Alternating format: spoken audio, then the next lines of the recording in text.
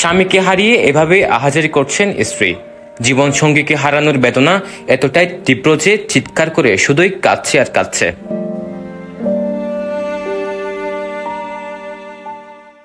কক্সবাজারের টেকনাফ পৌরসভার ৭ নং ওয়ার্ড চৌধুরীপাড়া এলাকায় পূর্ব শত্রুতার জেরে সংঘটিত হয়েছে এক নৃশংস হত্যাকাণ্ড। বৃহস্পতিবার ১৮ সেপ্টেম্বর রাতে জোরপূর্বক মদ পান করিয়ে পরে এলোপাতাড়ি কুপিয়ে হত্যা করা হয় একই এলাকার বাসিন্দা এমদাদ হোসেনকে। জানা যায়, দীর্ঘদিনের বিরোধের জেরে আব্দুর রহমানের নেতৃত্বে তার পিতা কামাল, ভাই আব্দুল আজিজ, মুজিবুর রহমান ও মোহাম্মদ ইসমাইল সহ আরও বেশ কয়েকজন মিলে এমদাদ হোসেনের উপর অতর্কিত হামলা চালায়।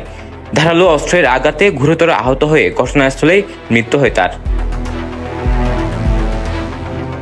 খবর পেয়ে টেকনাফ মডেল থানা পুলিশ দ্রুত ঘটনাস্থলে পৌঁছে অভিযান চালায়। এ সময় অভিযুক্তের পিতা কামাল হোসেনকে আটক করা হলেও অভিযুক্ত আব্দুর রহমান এখনও পলাতক রয়েছে।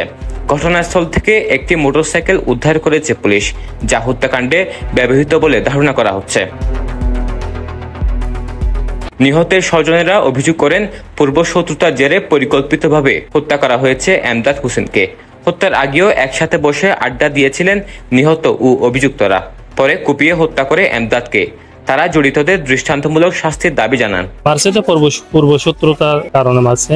ওনারা যারা মারছে ওনারা আওয়ামী লীগ করতো, আমার ভাই এখন বিএনপি করে। মানে একসাথে বসেছিল, আগে তো একসাথে পূর্ব পরিকল্পিতভাবে আমার ভাইকে হত্যা করছে। আমরা শাস্তি চাই, ওনার ফাঁসি চাই। আর এক দূরত যায় চাই তার ভাই শুধু সুকুলি ভাই দূরত পড়া রক্ত মেরা দি দে রক্ত দূরত আর বাইরে হন দোষী ছাড়া মারছে তার বাইরে প্রশাসনের আর বাইরের বিচার চাই। আমরা জানি না ওরা আমাদের মারবে বাইকে, এরপরে ওরা মানে কি ভাই সবাই মিলে ওদের ফ্যামিলি নিয়ে ১০-১৫ জন মানে কিরিস নিয়ে লেডি হয়ে থাকছিল। আমার ভাই আসার সময় আর ভাই নিহত খনিকার আছে, কোনো ঝগড়া নাই। ওর বাসাত আই যাবার সাথে সাথে এনে আব্দুর রহমান যিবা হয় হিবা কুফাই হিবা কুফানোর পরে ইসমাইলে কুফাই ইসমাইলে কুয়ার পরে কামালে কুফাই কামালও দিবা বাপ। আই ঘটনা অবস্থার মাঝে আই আসছিলাম, কেন আর বাইরে ফিসত মারি হরে দুধ দে আব্দুর রহমানে কি কারণ মাজিয়া নাই শুনিবারি।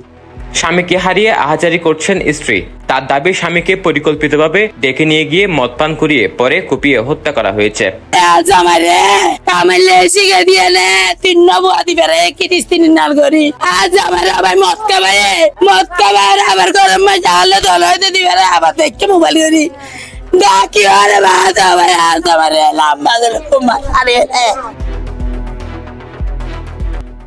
এই ঘটনায় এলাকা জুড়ে আতঙ্ক বিরাজ করছে। স্থানীয়রা বলছেন, প্রকাশ্যে এভাবে হত্যাকাণ্ডের ঘটনা নিরাপত্তাহীনতার চিত্র ফুটিয়ে তুলেছে। তারাও এই ঘটনার সুষ্ঠু ও দ্রুত বিচার দাবি করছেন।